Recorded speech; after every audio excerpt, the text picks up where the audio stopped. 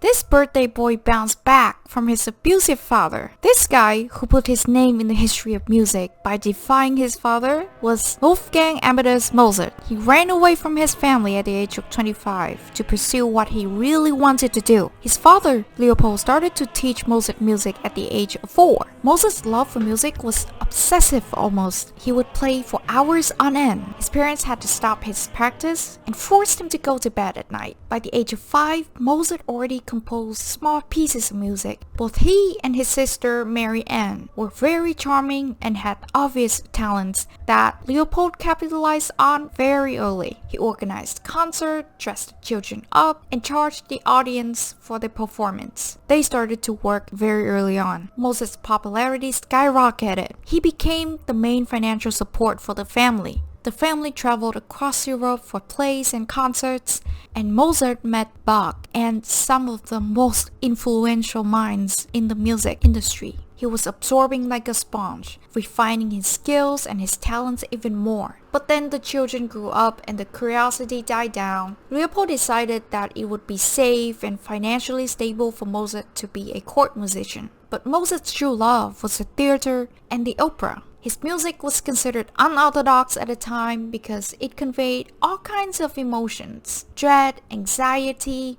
ecstasy, joy, unlike the court music at the time, which lacked depth and dared not to surprise the audience. Mozart's music was bold and different. But when Mozart showed his father his creations, Leopold was terrified. He urged his son to stop composing that kind of music and at least wait until he obtained a better position at court. Imagine he succeeded. That would be such a great loss for humanity. So Mozart complied his father and stayed as a court musician for years. He composed music that he considered dreadful and boring. He was restless, however, and he felt trapped. He wanted to compose radical, fearless music that spoke to his deepest, darkest emotions. But then one day, Mozart got really sick, so sick that he was nearly dead. He recovered slowly, several months afterwards, but the event changed him forever. He foresaw that he was going to die young. So despite his love for his family and his father, at the age of 25 in Vienna, when it was time for the family to go back to Salzburg, Mozart refused to follow them, and he stayed in Vienna for the rest of his life. Aided by years of mastery of the craft, he started to write music in a spree with otherworldly quality.